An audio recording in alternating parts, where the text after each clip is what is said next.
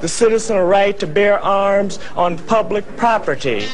Somewhere I read of the freedom of assembly. Somewhere I read of the freedom of speech. Somewhere I read of the freedom of press. Somewhere I read that the greatness of America is the right to protest far right.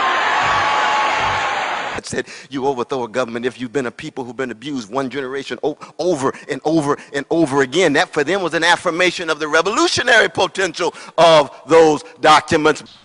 But I must say tonight that I know that justice is indivisible. Injustice anywhere. It's happening right now. Everywhere is uprising. There's a worldwide revolution going on. Is a threat to justice everywhere. Think about that.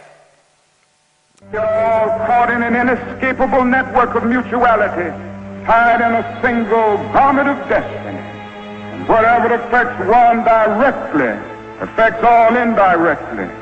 For some strange reason, I can never be what I ought to be until you are what you ought to be. The rich man can never be what he ought to be until the poor man is what he ought to be. John Donne caught it years ago and placed it in graphic terms. No man is an island entire of itself. Every man is a piece of the continent, a part of the main. And then he goes on toward the end to say, any man's death diminishes me because I am involved in mankind. Therefore never sin to know for whom the bell tolls. It tolls for thee. He was looked on as somebody to hold at arm's length because his funk was dangerous. I pray that God will bless you in everything that you do. You told him I don't have nothing but a prayer. Well, chump, all I need is a prayer, because if that prayer reached the right man, mountains will fall. I pray that you will grow intellectually, so that you can understand the problems of the world and where you fit into in that world picture. I make my decisions on the basis of my moral commitment. So when you stop and think about, you know,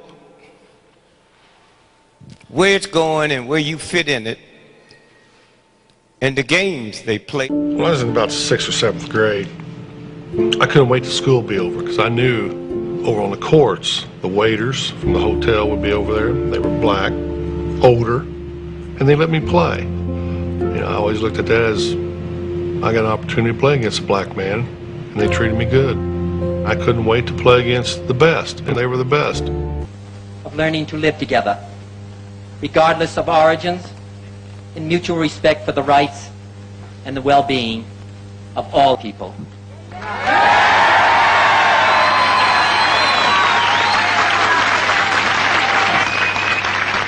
What happens with this world as a whole is really a natural, almost a natural event.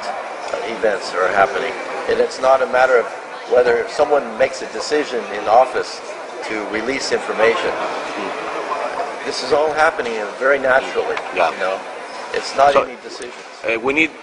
We don't need the government to release the information. No, that's you don't need the government to release the information. I'm very agree with you. I'm very agree. No, we don't have to ask for the government to do it. And don't expect the government Yeah. to have any information Yeah. to release to you. Yeah. Because the governments, like I was talking about, the governments don't have this information to release. So, this information is already in the public domain. It's just coming. It's like the flowers growing out of the soil. You know, it's blooming everywhere. We have internet, just put in action the people. And also, you know, great inventions and things in the past have been discovered simultaneously in different places on the planet. How is this possible? It's because it's happening in a different dimension, from a different dimension. And this is how this information is released. It's not released through government. Peace and blessings to all the brothers and sisters and to all the beings and extraterrestrial and anything else that's on our planet so-called Earth. Living under this colonial imperialistic situation for a long time. See? We're irrespective of what's going on now and what government in power.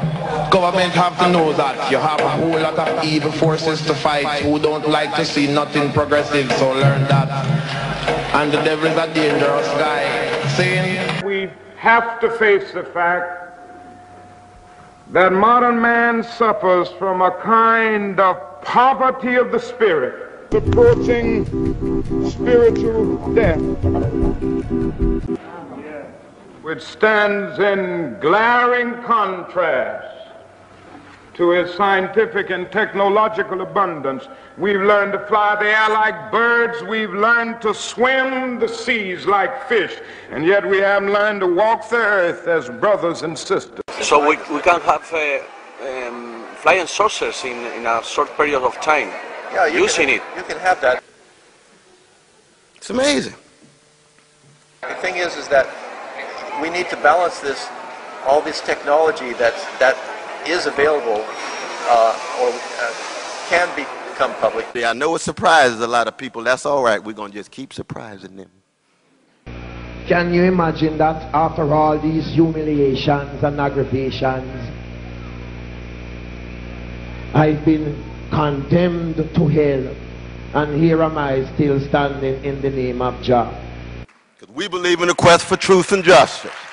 We need to first work on the spiritual and the sociological problem. Indeed, now face the same problems of a swiftly changing world. The same question of how to bring our abundance and our technological progress to the fulfillment of all men and the liberation of all mankind. The Japhet and get the wisdom of technology. See? I mean, no one can stop the development. The development is not the problem.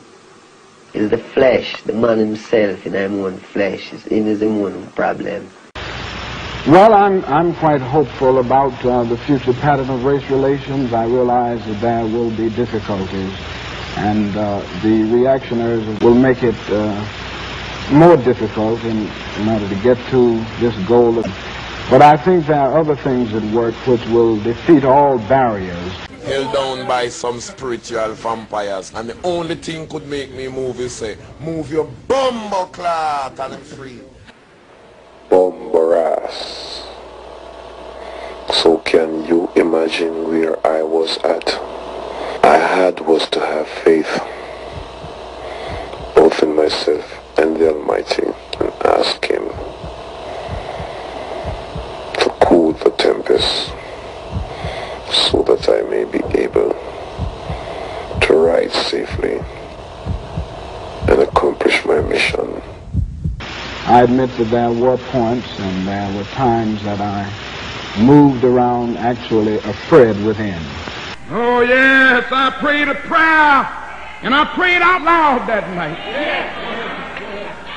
I said, Lord, I'm down here trying to do what's right. I think I'm right. I think the cause that we represent is right. But Lord, I must confess that I'm weak now, I'm faltering, I'm losing my courage. It seemed at that moment that I could hear an inner voice saying to me, Martin Luther, stand up for righteousness. Stand up for justice. Stand up for truth. And lo, I will be with you even until the end of the world. I tell you, I've seen the lightning flash. I've heard the thunder roll. I've felt sin breakers dashing, trying to conquer my soul. But I heard the voice of Jesus saying, still to fight on. He promised never to leave me, never to leave me alone. No, never alone.